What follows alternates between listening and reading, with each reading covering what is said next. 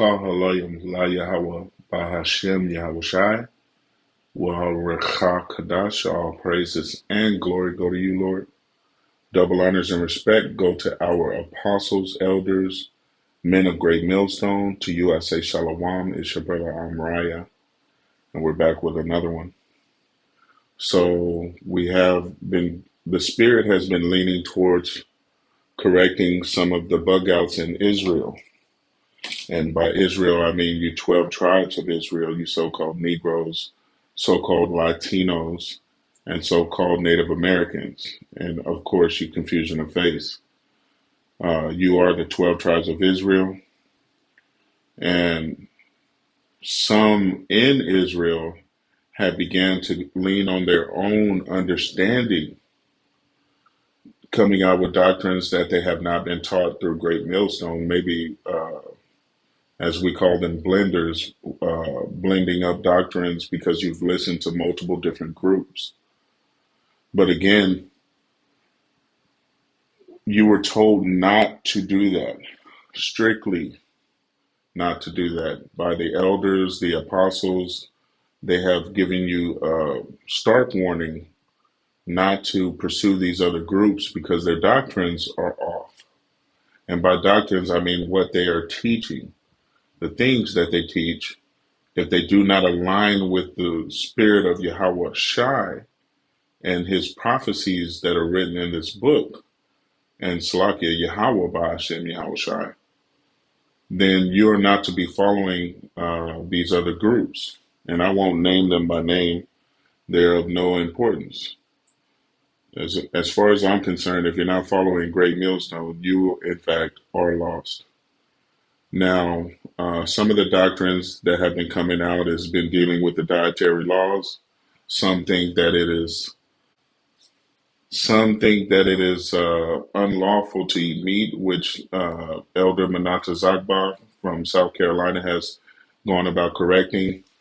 Others say that the names are wrong, et cetera, and completely going off in their assessment of the matter, which has me wanting to put my 2 cents in. So this is Proverbs chapter 3 and verse 5. It says, trust in Yahweh with all thine heart, and lean not unto thine own understanding. In all thy ways acknowledge him, and he shall direct thy paths. And what this is saying is that, in layman's terms, he will guide you. He meaning Yahweh Ba'ashem Yahweh Shai. Yahweh is whom you ignorantly call God. Yahweh Shai is whom you ignorantly call Jesus. It says that he or they will correct you concerning these words of the book, that they will open your understanding, and that they will give you the breakdowns, according to faith through the Spirit. And to not lean on your own thoughts on the matter, but to diligently lean upon your power. And your power has been very, very, very diligent in leaving us signs, tokens, and prophets to direct us in those paths. Prophets after his own heart, who have been teaching and breaking these scriptures down correctly for a very long time now. So you're not to be coming up with your own doctrines, because at this point in the stage of the game, there's no time for that. You are to be studying, you are to be diligent in seeking out the truth through his true prophets, whom I know come from Great Millstone, the apostles on down. So again, verse 5, it says, trust in Yahweh with all your heart, and lean not onto your own understanding. In all your ways acknowledge him, and he shall direct your paths. Be not wise in your own eyes. Fear Yahweh and depart from evil, which is the whole point of you coming to this circle, is to depart from those evil ways. Israel went off many times in the past, leaning on their own understanding. Uh, Basically co-parenting with the other heathens round about, which is why you have so many bugged out doctrines out here that have gone on years unchecked. And you know, at this stage in the game, again, this is not something that is edifying the body. This is something that is, in fact, separating the sheep from the goat. If your belief is that we don't have the true names of the living power and his son, you are, in fact, lost in the sauce, as we like to say. You are confused about what it is that you have been learning because you have been mixing doctrines from other groups. If you are confused about the dietary laws, it's because you have not studied to show yourself approved. Matter of fact, let's get that, because we were instructed to study.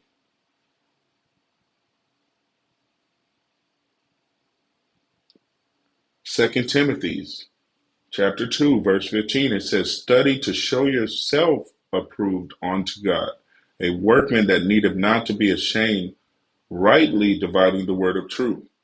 But Salakia, but shun profane and vain babblings, for they will increase unto more ungodliness. And ungodliness is sinning. You are sinning. Though you may think that it is only a difference in opinion, your difference in opinion is very much sin. And this is what we are trying to wake up the 12 tribes from. And Salakia, we are not trying to wake up anything. Yahweh by Hashem Yahweh Shai will wake up the elect. All we are trying to do is help do our part in aiding this process. Okay? Now, I wanted to go ahead and finish out here, which we were here yesterday, in Ecclesiasticus chapter 5. Okay? And this is for you prideful Israelites out here that are coming up with your own style of worship.